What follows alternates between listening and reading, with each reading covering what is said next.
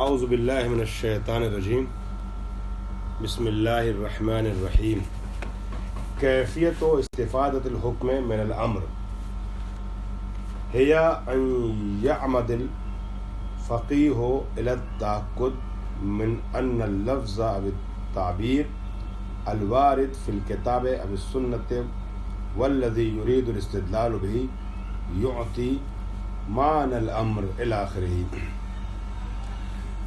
یہاں پر آپ کی خدمت عرض کروں کہ جو عبارت میں انا آیا ہے پہلی لائن میں من ان اللفظ، اس پہ لکھ لیے گا مبتدا اور یعطی پہ لکھے گا خبر۔ ان اللفظ کی خبر آ رہی ہے یعطی، بیچ میں اس کی صفتیں ہیں جملات معترضہ ہیں وغیرہ ہیں، ٹھیک ہے، یہ لکھ لیا آپ نے۔ اس کے بعد ہیا ان الفقی یعمدو، ہیا ان یعمد الفقی الی التأکد، یہاں لکھیے گا نمبر 1، اور اس کے 2 لائن نیچے لکھا ہوا ہے ثم الی التأکد من خلوہ، یہاں لکھیے گا نمبر 2۔ وہ اوپر نمبر 1 ہے، یہ نمبر 2 ہے۔ یہ اگر آپ نے لکھ لیا ہے تو میں ترجمہ کر رہا ہوں۔ آپ کو یاد ہوگا امر کی بحث شروع ہوئی تھی، اور امر میں انہوں نے بتایا تھا کہ کسی فعل کو طلب کرے اوپر والا یعنی عالی، نیچے والے یعنی اپنے دانی سے۔ اب یہاں جو بحث ہوتی ہے 2 مرحلے میں ہوتی ہے، یا مادہ امر کے سلسلے سے ہوتی ہے یا صیغہ امر کے سلسلے سے ہوتی ہے۔ مادہ امر بھی وجوب پہ دلالت کرتا ہے 2 شرطوں کے ساتھ، عالی دانی سے مطالبہ کرے اور وہ ایسے قرائن سے خالی ہو جو استحباب کو سمجھائے، یعنی غیر وجوب کو سمجھائے، استحباب یا مطلق جواز کو سمجھائے، ایسے قرائن سے خالی ہو۔ صیغہ امر میں انہوں نے 5-6 شکلیں بتائی تھیں۔ کبھی وہ جو ہم فعل امر پڑھتے ہیں افعل، صلی، اقرا وغیرہ کے طریقے سے ہوتا ہے، کبھی دوسرے طریقوں سے صیغہ امر ہوتا ہے۔ یہ 6 چیزیں آپ لوگوں نے مطالعہ پھر سے کر لیجیے گا، وہ ایسا کیا ہوگا آپ لوگوں نے، ریویژن کر لیجیے گا۔ کہا تھا یہ بھی جو دلالت کرتا ہے تو یہ بھی 2 طریقے سے دلالت کرتا ہے، 2 شرطوں کے ساتھ دلالت کرتا ہے، وہی جو شرط پہلے بتائی گئی تھیں، عالی دانی سے مطالبہ کرے اور ایسے قرائن سے یہ صیغے خالی ہوں کہ جو غیر وجوب کو سمجھائیں، یعنی استحباب مطلق جواز کو سمجھائیں۔ اب فرما رہے ہیں کہ آپ اس امر سے حکم وجوب کا استفادہ کیسے کرتے ہیں۔ میری بات سب تک پہنچ رہی؟ کلیئر بات؟ آواز کلیئر ہے؟ بالکل آواز سب تک پہنچ رہی ہے؟ جی سلامت رہیے۔ کیفیت و استفادۃ الحکم من الامر، حکم کا استفادہ کیسے ہوگا امر سے۔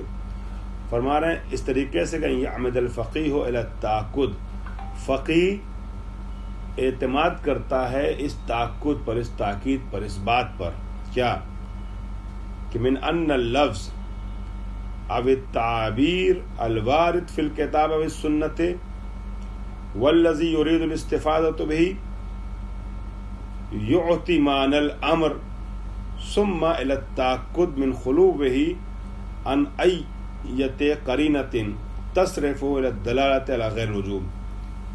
قرآن پہلے مرحلے میں تو فقیہ اس بات کو سمجھتا ہے، اس بات کو مان کے چلتا ہے، تأکد اس بات کا پابند ہوتا ہے، تاکید سے بنا تأکد، یعنی اس بات کا پابند ہوتا ہے کیا، وہ یہ مان کے چلتا ہے کہ لفظ یا وہ تعبیر کتاب و سنت میں آئی ہے، ٹھیک ہے، چاہے وہ صلی، اقیمو، آتوا الزکوٰۃ، اس طرح جو تعبیرات آئی ہیں قرآن میں، لفظ قرآن میں یا روایت میں، والذی یرید الاستدلال بہ، اور وہ لفظ کہ جس لفظ سے فقیہ استدلال کرنا چاہتا ہے، یعنی وہ لفظ جو قرآن و سنت میں آیا ہے جس سے فقیہ استفادہ کرنا چاہتا ہے حکم کو سمجھنے کے لیے، مثلا اقیمو سے، اقیموا الصلاۃ سے وجوب سمجھنا چاہتا ہے، ٹھیک ہے، تو یہ لفظ جو ہے، لفظ یا تعبیر جو بھی، چاہے وہ لفظ آ جائے ڈائریکٹ امر کی شکل میں یا کوئی دوسری تعبیر آ جائے جو امر کو سمجھا رہی ہو۔ ہم نے پڑھا پچھلے صفحے پہ 6 طریقے سے صیغہ امر استعمال ہوتا ہے۔ تو وہ لفظ، وہ تعبیر جو استعمال ہوئی ہے، وہ لفظ جو استعمال ہوا ہے کتاب و سنت میں، وہ کیا ہے، یعطی معنی الامر، وہ معنی امر کو عطا کرتا ہے، وہ معنی امر سمجھاتا ہے، معنی امر دیتا ہے۔ ثم الی التأکد، دوسری جو چیز اس کو ضروری سمجھتا ہے، لازم سمجھتا ہے، فرض سمجھتا ہے، مان کے چلتا ہے وہ فقی، وہ کیا ہے؟ من خلوبہ عن ایت قرینۃ، ہر ایسے قرینے سے یا کسی بھی ایسے قرینے سے وہ لفظ خالی ہے کہ تصرفہ، جو اس کو موڑ دے، اسے منصرف کر دے، اسے موڑ دے کس کی طرف؟ کدھر؟ الی الدلالۃ علی غیر الوجوب، دلالت غیر وجوب کی طرف اسے منصرف کر دے. ٹھیک ہے، تو دو باتیں مان کے فقی چلتا ہے. پہلی بات تو یہ کہ جو امر کا صیغہ آیا ہے یا ماد امر آیا ہے، یہ امر کو ہی سمجھاتا ہے، معنی امر ہی رکھتا ہے اپنے اندر. دوسری بات یہ مان کے چلتا ہے کہ اس میں کوئی ایسا قرینہ نہیں ہے کہ جو اس لفظ کو منصرف کر دے غیر معنی امر کی طرف. تو جب دونوں باتیں ہو جاتی ہیں ثابت، ٹھیک ہے، کہ لفظ امر کو ہی سمجھاتا ہے، دلالت کر رہا امر پر، دوسرے کے کوئی قرینہ نہیں ہے کہ جو امر کے علاوہ کسی چیز کو سمجھائے، وجوب کے علاوہ کسی اور چیز کو سمجھائے. وبعد ان یثبت لدیہ، اور جب اس کے بعد کہ اس کے پاس یہ بات ثابت ہو گئی، اس کے بعد کہ جب اس کے پاس یہ بات ثابت ہو گئی، اس کے نزدیک یہ بات ثابت ہو گئی کہ ان الآیۃ او الحدیث یتضمن معنی الامر، کہ آیت یا حدیث اپنے اندر معنی امر کو سمیٹے ہوئے ہے، وانہ خال من القرینۃ التی تصرفہ الی غیر وجوب، اور یہ امر، ٹھیک ہے، یہ لفظ، یہ جملہ خالی ہے ایسے قرینے سے جو اسے غیر وجوب کی طرف لے جائے. ٹھیک، تو کیا ہوتا ہے؟ یقوم بتطبیق قاعدۃ الظہور علیہ، تو وہ اب قیام کرتا ہے اس بات کی طرف، یعنی اقدام کرتا ہے اس بات کی طرف کہ قاعدہ ظہور کو وہاں پر لاگو کرے. اور قاعدہ ظہور ہم پڑھ چکے ہیں، بتایا جا چکا ہے ظہور کیا ہے. ٹھیک ہے، اب اسی قاعدہ ظہور کو، جس کو آپ لوگ پڑھ چکے ہیں پہلے، اسی قاعدہ ظہور کو یہاں لاگو کرتا ہے فقی. ثم ينتهي بالآخرۃ، یا نہایتاً، نتیجتاً وہ منتہی ہوتا ہے اس بات کی طرف. کس بات کی طرف؟ الی النتیجہ، نتیجے کی طرف. وہ یا نتیجہ کیا ہے؟ دلالت الآیت او الحدیث علی الوجوب، کہ یہ فلاں آیت یا فلاں حدیث وجوب پہ دلالت کر رہی ہے. بات سمجھ میں آ گئی؟ میں خلاصہ پھر سے بیان کر دیتا ہوں. دیکھیے، یہ تو آپ نے پڑھ لیا کہ امر اور صیغہ امر یہ ظاہر ہے وجوب میں. اب جب فقیہ نے قرآن میں یا حدیث میں کوئی لفظ دیکھا صیغہ امر کا، مادہ امر کا، تو وہ پہلے مرحلے میں یہ سمجھا کہ یہ امر کیا نام ہے ظاہر ہے وجوب میں. دوسرے مرحلے میں اس نے یہ دیکھا کہ کوئی ایسا قرینہ نہیں ہے جو اس کو وجوب سے ہٹا کے کسی اور چیز کی طرف لے جائے. تو اصالت الظہور یا قاعدہ ظہور کی بنیاد پر اس نے نتیجہ کیا نکالا کہ اس آیت میں یا اس حدیث میں جو حکم لگایا جا رہا ہے وہ کون سا حکم ہے؟ جلدی بتائیے گا، وہ کون سا حکم ہے؟ حکم استحباب، حکم وجوب. یہ سارے مرحلے طے کرنے کے بعد احسنتم، حکم وجوب. سب لوگ جلدی بتایا کیجئے، سلامت رہیے. مثال اگر ابھی بھی کسی کے سمجھ میں نہ آیا ہو کہ ہم لوگ پڑھنا کیا چاہ رہے ہیں، سمجھنا چاہ رہے ہیں، تو اب مثال سے بات واضح ہو جائے گی. اصالت الظہور تو یاد ہے نا آپ کو؟ قاعدہ ظہور یاد ہے؟ کہا تھا کہ اصل یہ ہے کہ ہر لفظ اپنے معنی اصلی میں ظاہر ہوتا ہے. اب معنی غیر اصلی کو سمجھنے کے لیے ہم کو قرینے کی ضرورت پڑتی ہے. اور امر کا معنی اصلی کیا ہے؟ امر کا معنی اصلی کیا ہے؟ وجوب ہے. تو اب کسی روایت میں صیغہ امر استعمال ہوا ہے تو فقیہ اس سے کیا سمجھے گا؟ وجوب سمجھے گا. ٹھیک ہے، میں ایک منٹ مثال دے رہا ہوں، ابھی پیش کر رہا ہوں.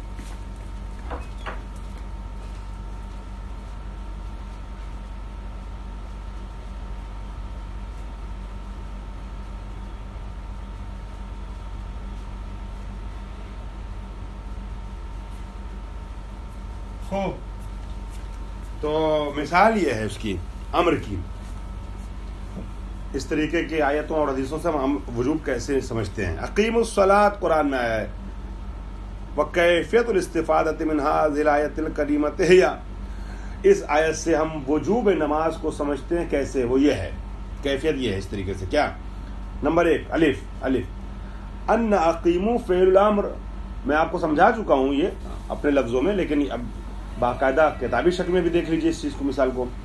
اقیمو فعل امر ہے، وفعل الامر متضمن لمعنی الامر بالبداہت، اور فعل امر کس چیز کا معنی اپنے اندر لیا ہوتا ہے؟ واضح طور پہ، بدیہی طور پہ. فعل امر اپنے اندر امر کا معنی لیا ہوتا ہے. ٹھیک ہے، اقیمو فعل امر ہے اور فعل امر امر کا معنی لیا ہوتا ہے اپنے اندر. وَهُوَ مُجَرَّدٌ مِّنَ الْقَرَائِنِ الَّتِي تَصْرِفُ إِلَى الدَّلَالَةِ عَلَى الْوُجُوبِ، اور وَهُوَ مُجَرَّدٌ، مجرد یعنی خالی ہے، مجرد یعنی خالی ہے، بغیر کسی قید کے، بغیر کہ وہ خالی ہے. کس چیز سے خالی ہے؟ یہ اقیمو خالی ہے ان قرائن سے، التی تصرفہ عن الدلالۃ علی الوجوب، کہ جو اس کو منصرف کر دے. ان جب آتا ہے تو ان ہٹانے کے معنی میں آتا ہے، فی مشغول کرنے کے معنی میں ہوتا ہے. ٹھیک ہے، میں نے کہا کہ من رغب فی ہے، جو اس چیز میں راغب ہوا، یعنی اس چیز کو انجام دیا. اور جب کا من رغب عن ہو تو اس کا مطلب یہ نہیں کہ اس میں رغبت پیدا کی، بلکہ اس سے روگردانی کر لی، اس سے منصرف ہو گیا.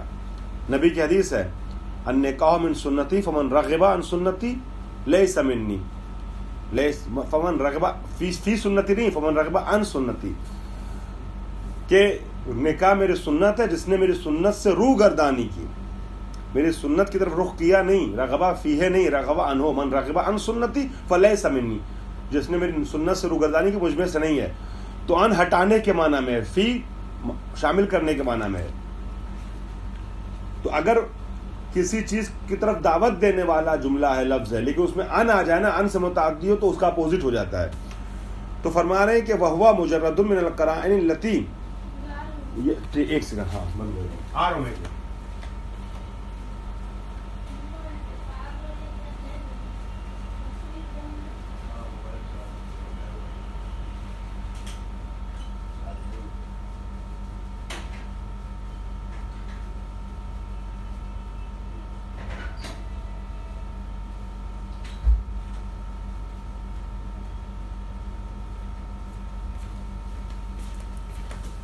معذرت چاہوں گا آپ لوگوں سے، کوئی آ گیا تھا.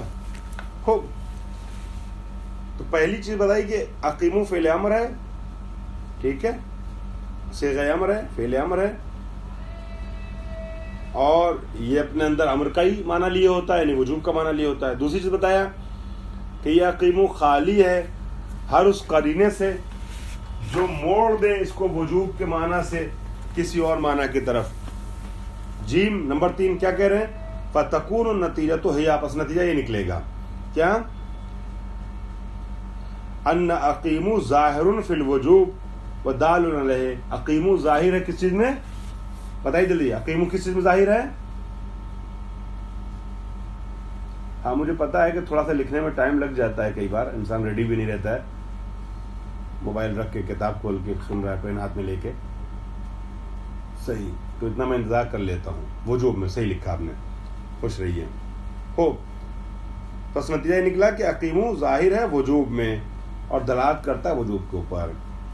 ہو فینتہی، نتیجہ کیا ہے دال میں نمبر 4 میں نتیجہ کیا بتا رہے ہیں؟ فینتہی الی وجوب الصلاۃ بظاہر ہذہ الآیۃ الکریمہ.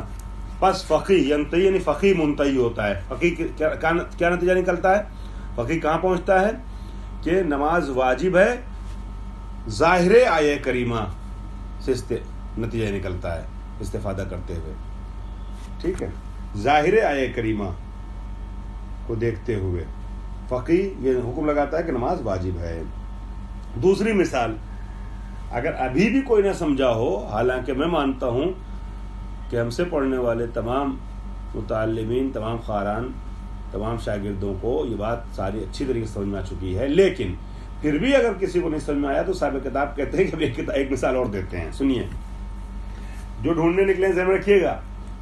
سب سے پہلی چیز،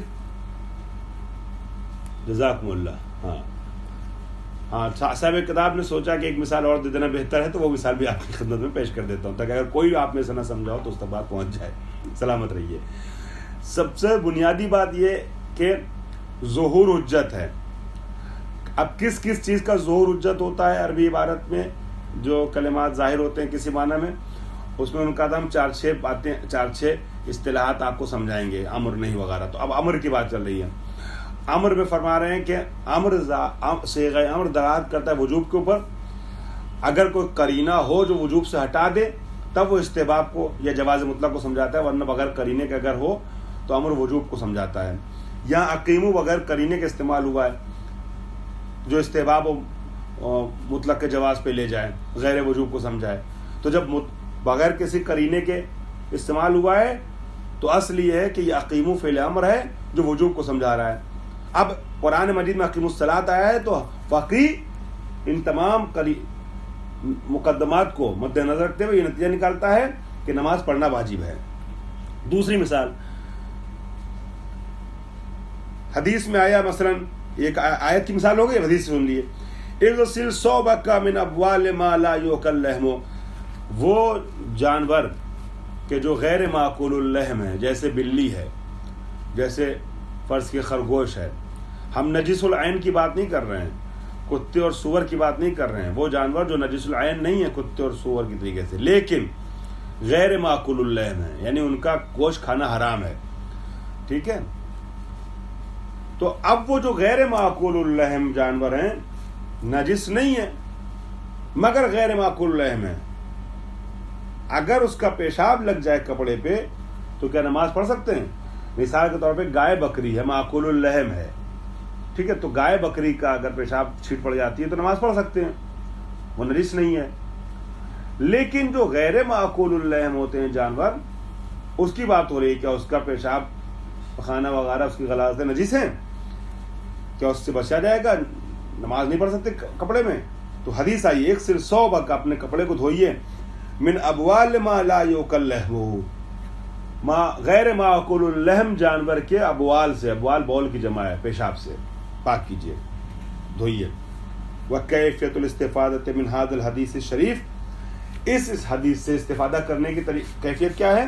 ہیا ان نتبع حول عبارت اغسل، کہ ہم پیروی کریں، تتبع کریں، چھان بین کریں اس عبارت میں، اغسل والی عبارت میں.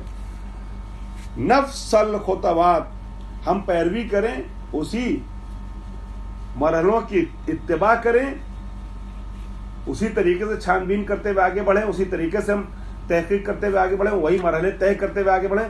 بہتر ترجمہ نتبع کا تبعیت کرنا، یعنی انہی مراحل کو طے کرنا.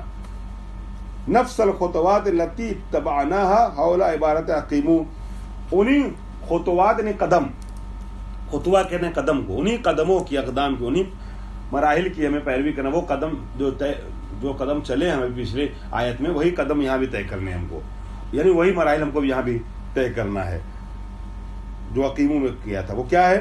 پہلا مرحلہ کیا ہے؟ ان اغسل فعل الامر، بے شک اغسل جو ہے وہ فعل امر ہے. وہو مجرد من قرائن الاستحباب والمطلق الجواز، اور یہ فعل امر خالی ہے استحباب اور مطلق جواز کے قرینے سے، یعنی غیر وجوب کے قرینے سے خالی ہے اغسل. فتکون النتیجۃ ظہور فی الوجوب، پس نتیجہ کیا نکلے گا کہ اغسل ظاہر وجوب میں، یعنی اگر نماز پڑھنا ہے تو واجب ہے کہ اپنے کپڑے کو دھوئیے، آپ تب نماز پڑھ سکتے ہیں. دال ثم ينتهي بعده الى وجوب غسل الثوب من ابوال الحيوانات المحرمة الاكل بظاہر روایت الشریفہ. پھر فقی کس نتیجے تک پہنچے گا، کہاں جائے گا آپ کو لے کے؟ فقی منتہی ہوگا کہاں تک؟ فقی اس بات تک منتہی ہوگا، وہ یہ کہے گا کہ واجب ہے ان کپڑوں کا دھونا جو نجس ہو جائیں ان حیوانات سے کہ جو محرمۃ الاکل ہیں، یعنی جن کا کھانا، گوشت جو ہے کھانا حرام ہے. یہ حرمت کیسے سمجھے؟ بظاہر روایت شریفہ، اس روایت شریفہ کی ظاہر سے یہی حرمت سمجھ میں آتی ہے. اس کے بعد جلدی سے، ابھی ہمارے پاس 10 منٹ ٹائم باقی کلاس میں 5 منٹ میں یہ والا صفحہ پڑھ لیتا ہوں. آدھا صفحہ ہے اور آسان بحث ہے تاکہ اگلے جلسے میں نہیں کی گفتگو ہو سکے. ومن امثلۃ الامر لغیر الوجوب ما یلی، اب امر غیر وجوبی بات ہو رہی ہے. الامر لغیر الوجوب، امر جو غیر وجوب کے لیے ہے، اس کی مثال ایک استحباب والی ہے، ٹھیک ہے، ایک مطلق جواز والی ہے. کہا تھا امر آتا ہے 3 چیزوں سمجھاتا ہے. یا امر وجوب کو سمجھاتا ہے جو ہم پڑھ چکے قیموں والی مثال، یا امر استحباب کو سمجھاتا ہے. استحباب کو کب سمجھائے گا بتائیے گا. امر استحباب کو کب سمجھاتا ہے؟ کہ جب کسی بھی طریقے کے قرینے سے خالی ہو، ٹھیک ہے. اور نہیں، معذرت چاہ رہا ہوں، وجوب کو سمجھاتا ہے جب قرینے سے خالی ہو. استحباب کو سمجھاتا ہے کہ جب استحباب پہ کوئی قرینہ ہو جو غیر وجوب کی طرف لے جائے، وجوب سے ہٹائے ہم کو، ٹھیک ہے. اور کبھی کبھی ایسا ہوتا ہے استحباب نہیں سمجھاتا ہے، بس یہ سمجھاتا ہے کہ واجب نہیں ہے، ٹھیک ہے، یعنی جائز ہے. ہو سکتا ہے مستحب نہ ہو، وہ جائز کو سمجھاتا ہے، مطلق جواز کو. بات سب تک پہنچ رہی ہے جتنے لوگ بھی کلاس میں ہیں؟ بتائیے. دیکھیے کلاس آن لائن یوٹیوب بھی پڑھ رہا ہے، لہٰذا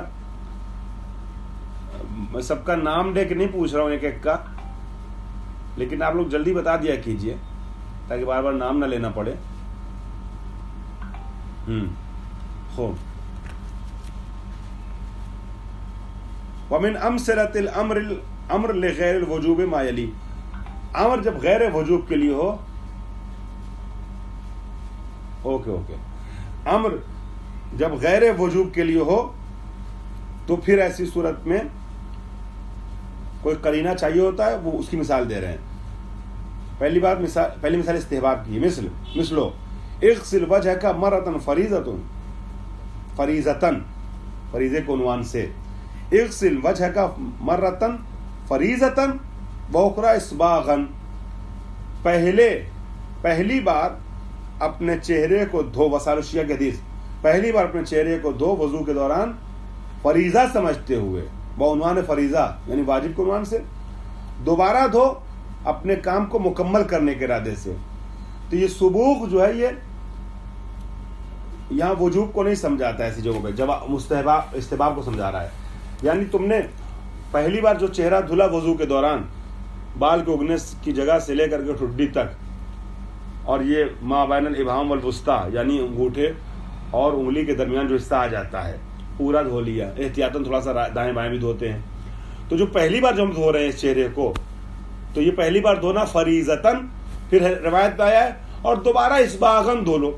اسباغن کہتے ہیں کمپلیٹ کرنے کے لیے ایک طریقے سے. تو یہ اسباغن قرینہ ہے کہ دوبارہ دھونا کیا ہے؟ فریضہ نہیں ہے. فرض ایک بار دھونا واجب ہے، ٹھیک ہے، فرض ہے. الروایت الدالۃ علی استحباب غسل الوجہ ثانیۃ فی الوضوء. یہ روایت اس بات کو سمجھا رہی ہے کہ وضو میں دوبارہ دھونا چہرے کا کیا ہے؟ مستحب ہے. کس چیز سے پتہ چلا یہ؟ بے قرینۃ مجیئہ فی سیاق فریضۃ و اسباغن. کیونکہ روایت جو ہے وہ سیاق کہتے ہیں آگے پیچھے کے الفاظ کو، عبارت کو. یہ جو روایت آئی ہے یہ سیاق فریضہ اور اسباغ میں آئی ہے. یعنی فریضہ اور اسباغ دو لفظ آیا ہے، تو پتہ چل رہا ہے ایک لفظ جو وجوب کو سمجھا رہا ہے اور ایک لفظ کیا کو سمجھا رہا ہے؟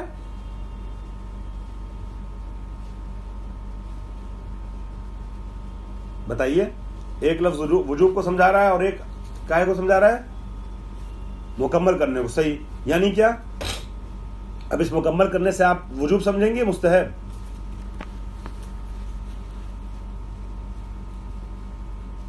احسنتم، جزاکم اللہ.